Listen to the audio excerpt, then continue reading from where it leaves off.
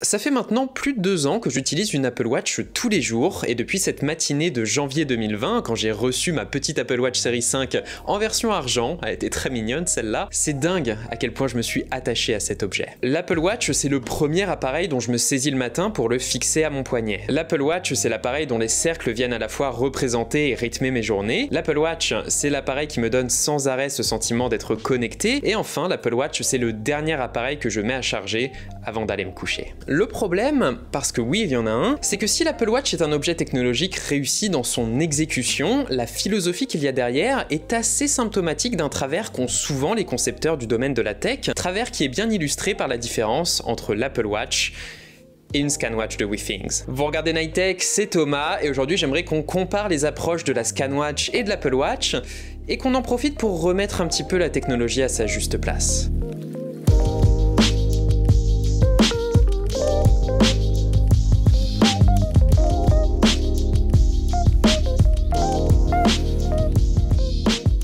Toute chose, je rappelle que je travaille pour Withings, j'ai un CDI chez eux, donc voilà, prenez la distance critique que vous jugerez nécessaire, mais quelque part c'est pas pour rien que j'y travaille, j'apprécie la vision qu'il y a derrière, et puis de toute façon, techniquement, comparer une ScanWatch et une Apple Watch, je vais casser ma vidéo tout de suite, mais ça a pas vraiment de sens. Alors oui, je sais, c'est tentant de comparer ces deux objets parce que leur rôle unique et la vraie valeur ajoutée qu'ils ont, et qu'on ne retrouve pas sur un téléphone par exemple, c'est la santé connectée. C'est là que ces deux montres se recoupent le plus, elles permettent d'analyser votre sommeil, de surveiller votre fréquence cardiaque, de faire des électrocardiogrammes à une dérivation, de surveiller votre taux d'oxygène dans le sang, et bien plus, ce qui est très cool pour garder un œil sur vos tendances en matière de santé. Tout ça c'est très cool et je l'ai déjà abordé dans le test de ces deux objets, mais non, la vraie différence entre ces deux montres se fait sur la façon de les utiliser. L'Apple Watch, ici ma série 7 en noir minuit, très sympa d'avoir un vrai noir disponible comme coloris pour une Apple Watch, et bah c'est avant tout une des meilleures exécutions qu'on ait vues d'une smartwatch au sens traditionnel du terme. Apple ayant l'avantage de l'écosystème et de l'intégration, les interactions avec l'Apple Watch sont à la fois riches et profondes. On a toutes ces notifications dessus, même sans avoir son téléphone à portée de main, on peut y répondre, interagir avec Siri, garder sa to-do list à portée de poignet, déverrouiller son Mac, s'en servir comme d'un iPod avec ses 32 Go de stockage, c'est pas mal, et globalement, l'Apple Watch c'est le médium idéal pour s'assurer d'avoir accès à la bonne information et à la bonne interaction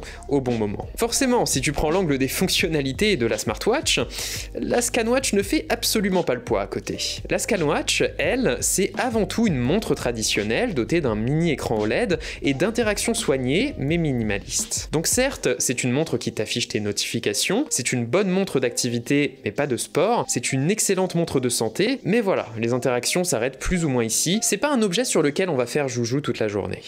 Ici, c'est pas pour rien que j'ai employé l'anglicisme de smartwatch pour parler de l'Apple Watch, étant donné que ce terme définit bien le parallèle qu'il existe entre le smartphone et la smartwatch. Ces deux objets qui sont bâtis sur le même modèle quelque part, et dans cette situation, la watch est en fait une réduction et une extension du phone. A l'inverse, le terme français de montre connectée me semble plus vaste et vient englober ce qu'est la ScanWatch. La ScanWatch, c'est pas une montre qui est bâtie sur le modèle de nos smartphones contemporains, mais c'est plutôt un objet qui est bâti sur les fondations d'une montre, ça semble tomber sous le sens. Alors, est-ce que l'approche inspirée du smartphone de l'Apple Watch est meilleure que l'approche améliorée une montre de ScanWatch? En matière de design, c'est personnel. L'Apple Watch emprunte des éléments au monde du smartphone et de la montre, quand la ScanWatch adopte totalement l'héritage de l'horlogerie, ce qui lui permet d'être décliné dans les différents styles de ce milieu. Franchement, même si encore une fois je suis totalement subjectif, la Horizon qui s'inspire des montres diver, elle est vraiment élégante. En matière d'utilité et d'usage par contre, je suis beaucoup plus partagé et c'est de ça dont j'aimerais vous parler.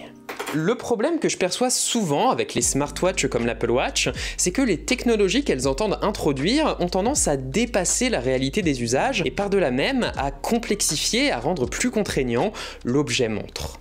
Je vous dis pas le nombre de fois que j'ai dû refaire cette prise.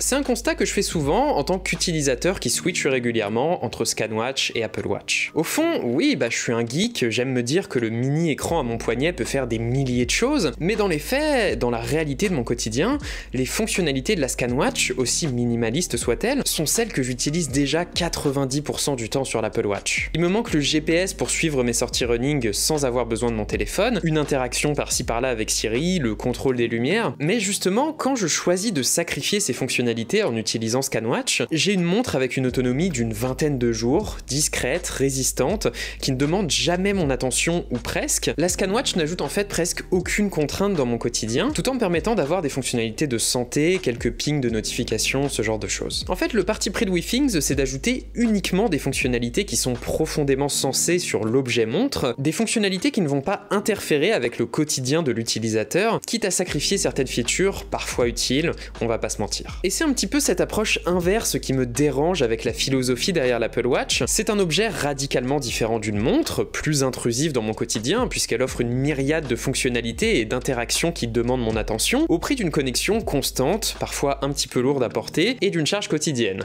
bien entendu.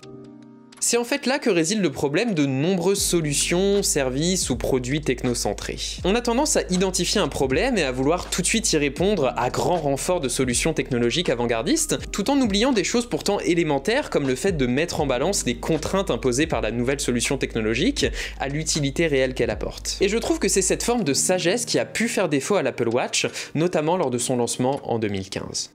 Alors, ne me faites pas dire ce que j'ai pas dit après, l'Apple Watch spécifiquement est loin d'être dépourvu de sagesse, c'est d'ailleurs ce qui l'a longtemps différencié de beaucoup des autres smartwatches. L'Apple Watch, depuis sa sortie, a réussi à trouver une forme d'équilibre entre utilité et intrusivité, et elle s'est départie de beaucoup de fonctionnalités gadgets. Elle se contente aujourd'hui de maintenir et d'optimiser le lien entre vous et votre smartphone. C'est un usage plutôt sensé, on est d'accord, un petit peu lourd souvent, un petit peu contraignant parfois, mais sensé. A l'inverse, avec ScanWatch, si tout comme sur l'Apple Watch, ma montre me donne une visibilité sur le temps qui passe, une visibilité sur ma santé qui évolue et une visibilité sur les notifications de mon téléphone, son rôle n'est pas de maintenir le lien que j'entretiens avec ce dernier.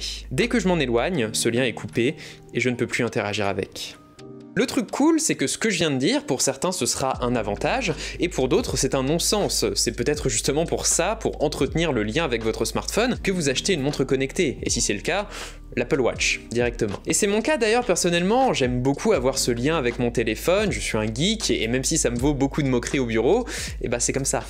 Mais ceci étant dit, dans la vision, ouais, je trouve quand même que WeThings tient quelque chose avec son approche de la montre connectée et même de la technologie en général, et si c'est quelque chose qui vous parle, ScanWatch, totalement. Et quelque part, quel que soit votre choix en matière de montre connectée, je tenais à partager avec vous cette idée plus générale de la nécessité de commencer à réfléchir à une forme de sagesse et de mesure dans l'usage qu'on veut donner aux objets technologiques de notre quotidien. Parce que si les technologies évoluent, si le web évolue, si les choses changent, et ça c'est une bonne chose et c'est pas prêt de s'arrêter, je pense qu'à l'avenir, on aura davantage besoin de nous assurer que les technologies évoluent pour être au service de notre quotidien et de notre réalité humaine, plutôt que pour venir le conditionner. Voilà, c'était Nightech, c'était Thomas, j'espère que cette petite vidéo vous aura plu, qu'elle vous aura éventuellement aidé, et puis si c'est le cas, comme d'habitude, vous savez quoi faire, le j'aime, le commentaire, l'abonnement et le partage, c'est ce qui fait grandir notre toute petite chaîne, c'est grâce à vous, et je vous en remercie.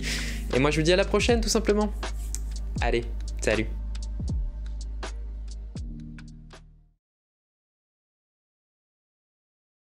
On parlera du S22 Ultra la semaine prochaine, tiens.